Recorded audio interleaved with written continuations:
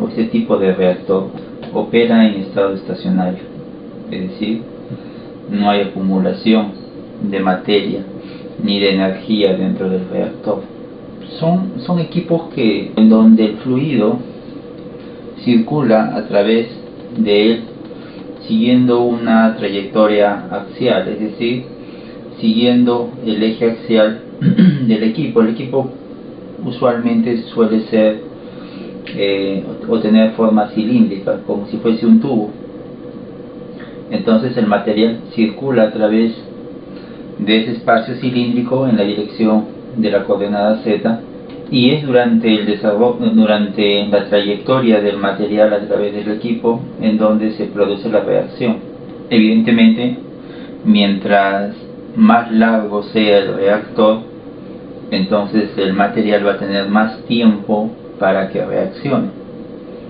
Así que la longitud de recorrido es directamente proporcional, o hay una relación proporcional con la conversión, ¿no? A mayor longitud, pues va a haber una mayor conversión. Mientras más largo sea el equipo, pues también más sustancia va a reaccionar. Y si bien es cierto, el reactor de flujo pistón, o también llamado PFR, es un cilindro, una tubería, o tiene el aspecto de tubería, de un tubo, no significa que todo el reactor está conformado únicamente por ese cilindro, ¿no? La entrada esté a un lado, la salida al otro lado, y la trayectoria es recta, así como ven ahí, ¿no? Uno también podría tener un reactor PFR de esta manera, miren. Y el reactor tiene una longitud bastante grande. Se divide el reactor por tramos. Entonces, hay un tramo que tiene cierta longitud, luego retorna, o simplemente le cambia la dirección, y el fluido continúa, ¿no?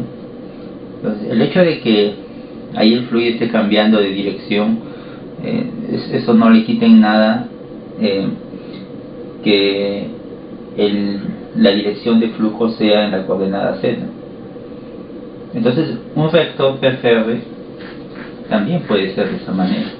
Eso es cuando la longitud, pues es la longitud de diseño, la longitud que se necesita es bastante larga, ¿no? Cuando estamos trabajando ya a un nivel más pequeño, porque fíjense, a nivel del laboratorio yo podría tener un reactor PFR de este tipo, miren. Aquí el fluido también está siguiendo la dirección axial. En este caso, bueno, se le ha puesto así porque parece que se está desarrollando una reacción que requiere de luz, ¿no?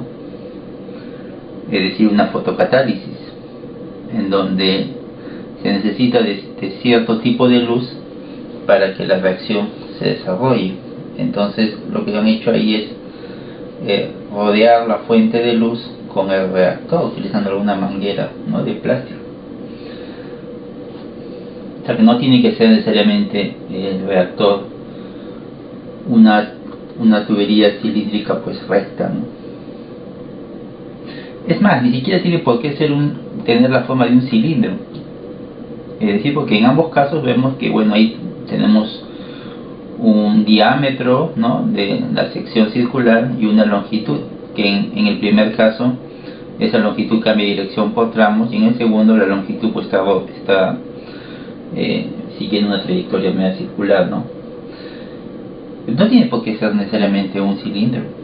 Por ejemplo, aquí, fíjense, esto es una imagen de un horno de una planta de acero. Es un alto horno, así se le llama.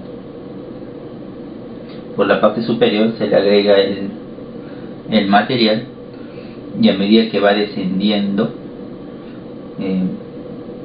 se van produciendo las reacciones, porque hay diferentes temperaturas. Esto no es un cilindro. Si observamos, tiene una forma cónica y no es un cilindro, pero el material sigue una trayectoria de ese tipo, ¿no? No es como en el reactor de mezcla perfecta, en donde el material ingresa al reactor y simplemente sigue cualquier trayectoria porque hay una agitación, ¿no? Aquí no hay agitación. Entonces el material sigue una trayectoria, desde un punto de entrada hacia un punto de salida. Por supuesto que idealmente esa trayectoria pues sigue una sola dirección, ¿no? No es que el reactante va en una dirección y luego regresa, ¿no? En realidad eso sí ocurre, ¿ok? Pero como está hablando de reactores ideales, pues aquí el material sigue una trayectoria bien definida. Sí, donde el reactor es más o menos tiene una forma cilíndrica, pues no una forma, o en todo caso una sección de flujo multiplicado por una longitud de recorrido. Y esa sección de flujo no tiene por qué ser necesariamente circular, podría ser cuadrada también, o de cualquier otra geometría. Aquí en este caso la sección de flujo en este horno está aumentando. En la parte superior la sección es más pequeña que en la parte media. Pero eso también lo podemos representar como un reactor de mezcla, como un reactor PFR. Uno podría hacer esa aproximación. Incluso usted hasta podría decir que este es un reactor PFR, un reactor flujo pistón. Este río. Porque vamos a suponer que en la cabecera o en cierta parte del río, aguas arriba, se está virtiendo alguna sustancia. Y esa sustancia obviamente está siendo arrastrada por el agua del río, ¿no?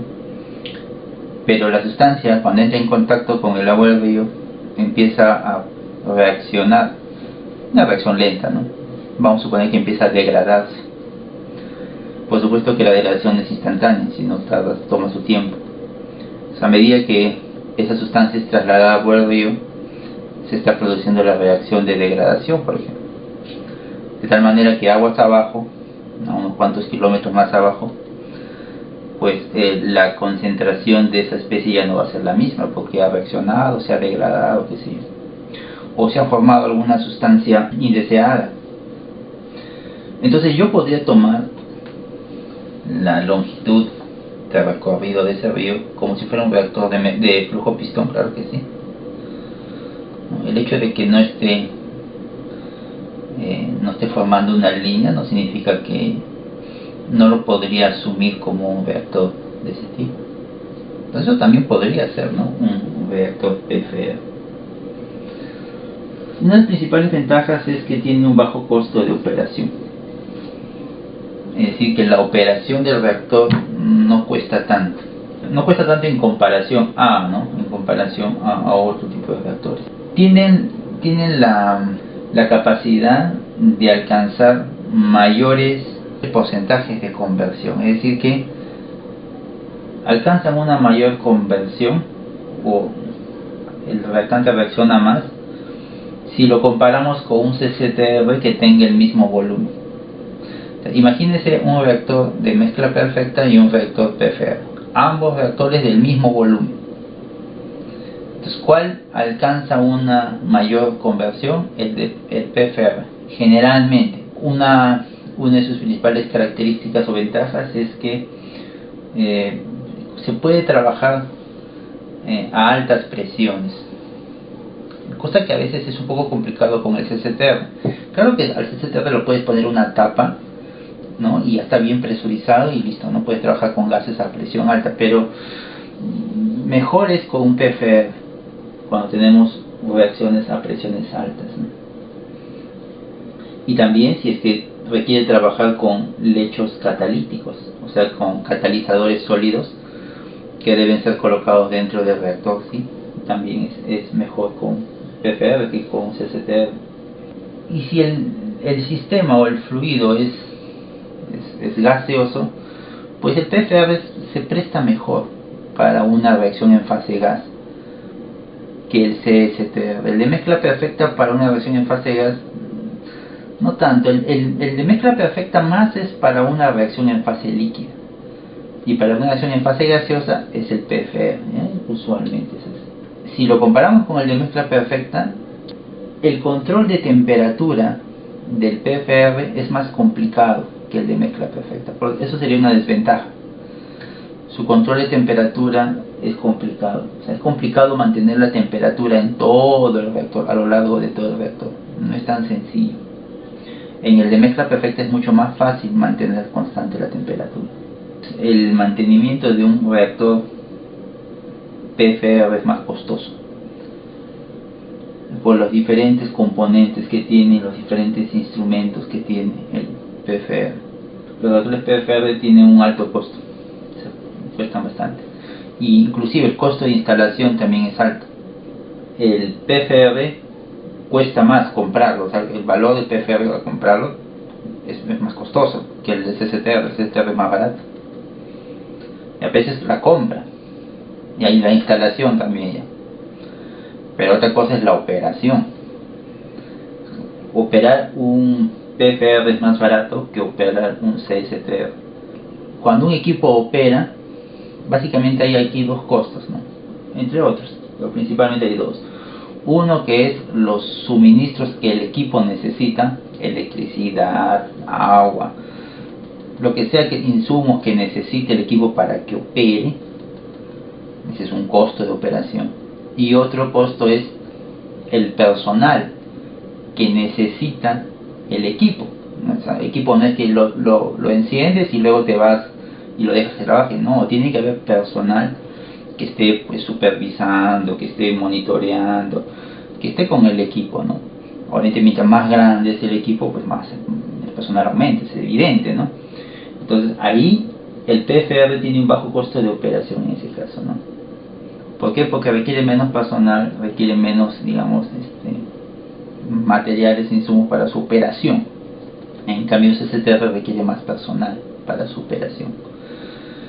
A eso nos estamos refiriendo.